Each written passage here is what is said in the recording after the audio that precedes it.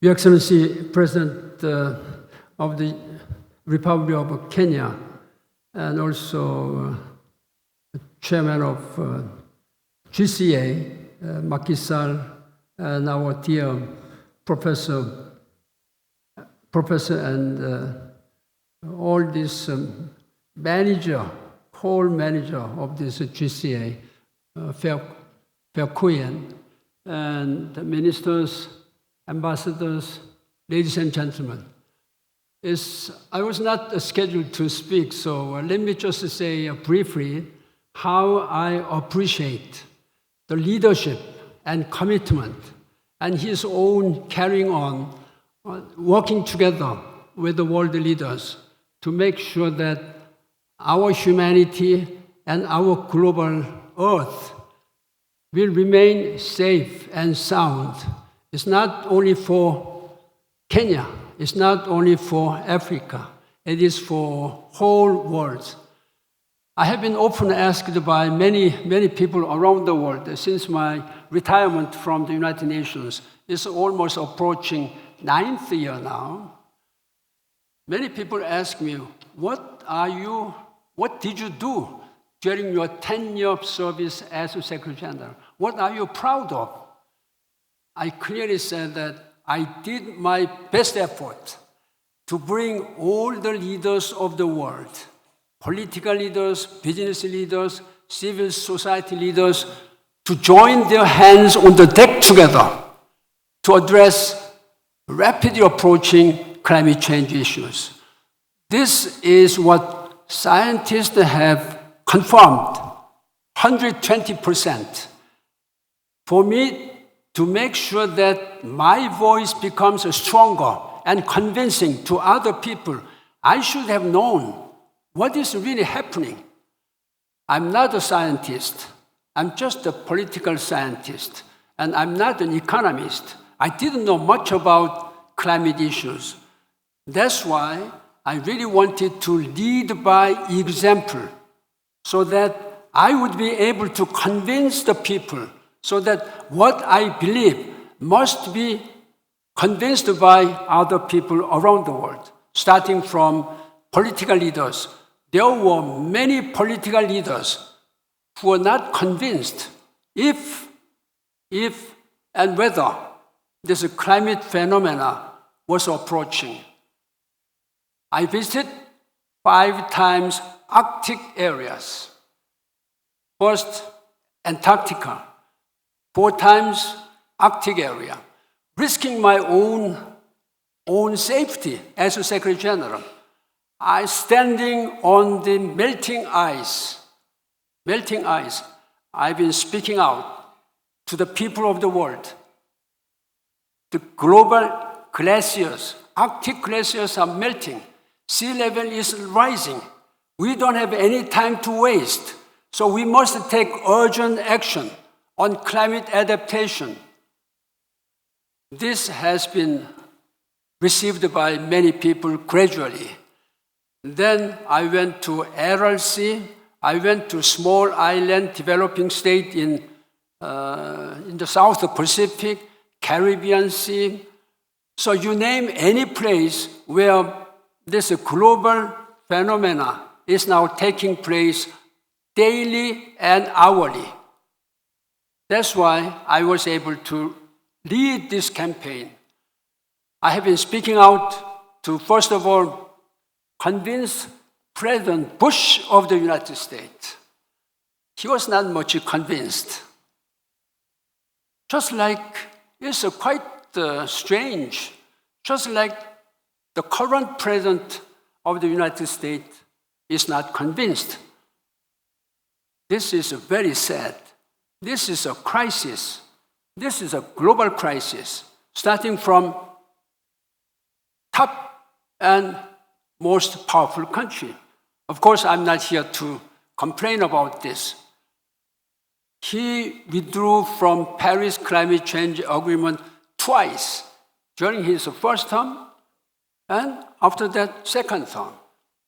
This is not acceptable.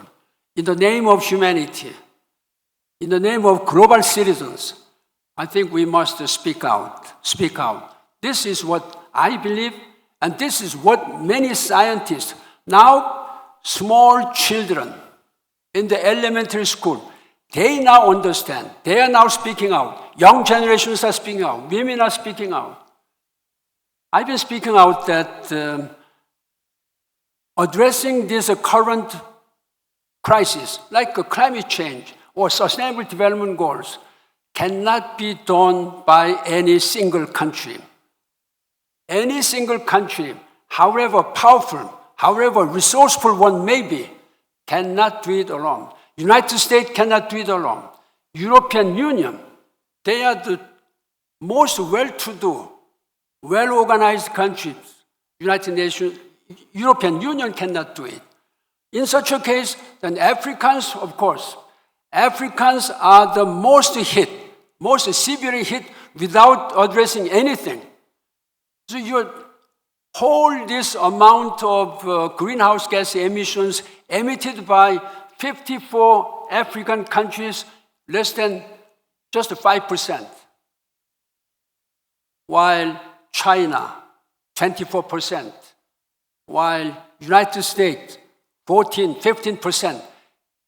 United States, China combined, two countries produce almost 40% of global emission. Does it make sense? Are they really doing what they should do? I believe that China fully understood they are doing. We have to urge the United States, speak out, speak up, that U.S. must join. I'm sure that whoever may be elected president next time, they will join. But even a single moment, 10 minutes, 1 hour, is precious to us. It's only African countries who will suffer the most, who has contributed the least. It's unfair. Those people, those countries, 54 countries, who have least almost nothing for current climate phenomena, are the ones hit the worst. This is my really firm belief. That's why I really appreciate President Ruto, Excellency, for your strong commitment. But Mr. President, you cannot do it alone. However, you are the president, powerful. All your people, ministers, not to mention, must work together. We must join all our hands together. I say that I'm now a private citizen. I don't have any responsibility, frankly speaking. But I have been speaking out as a former Secretary General, which I was not able to finish during my term.